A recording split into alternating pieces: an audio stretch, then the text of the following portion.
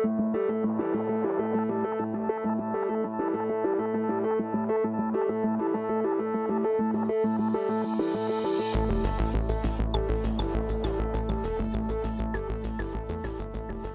you had told me that innovation is part of the company's DNA, Robin.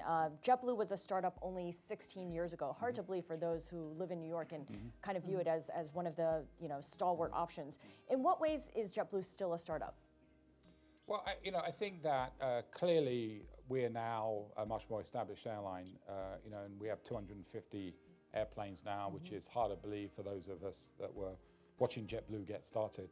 But what we've tried to do is, even as we've grown, to stay innovative. So, in the early days, obviously it was the free TV in the back of every seat, and some of those TVs that were put in the back of the seat 18 years ago are still in the back of the seat today. But now we're upgrading that, and then just a few years ago we did free high-speed Wi-Fi, the first airline in the world to offer free high-speed Wi-Fi, and then Mint, which is, I'm not sure anyone's flown it, is our premium experience across the transcon. But I mean, premium fares since we launched that across the industry have more than halved. And so, we're always trying to find ways to innovate. And Bonnie, you mentioned this, but you were at JetBlue before Robin came along. You joined the company in 2003. Yes. Robin joined 5 years later.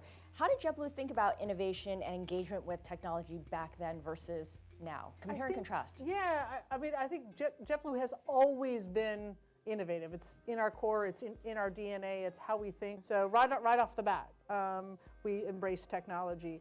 After 9/11, JetBlue immediately put in cameras, put in armor doors, was the very first one to do that. So very, very safety-minded and very, very innovative-minded right from the very beginning. But I always say, you're only innovative for one point in time, and then innovation moves along. You have to keep up.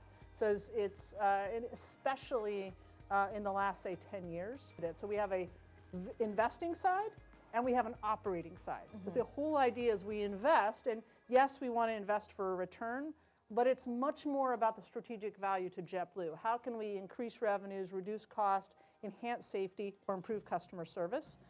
So that we measure those, and that's how our portfolio works out. And it's in the end, but that nice balance. So a startup, right now, it's easy for startups to get money, relatively easy.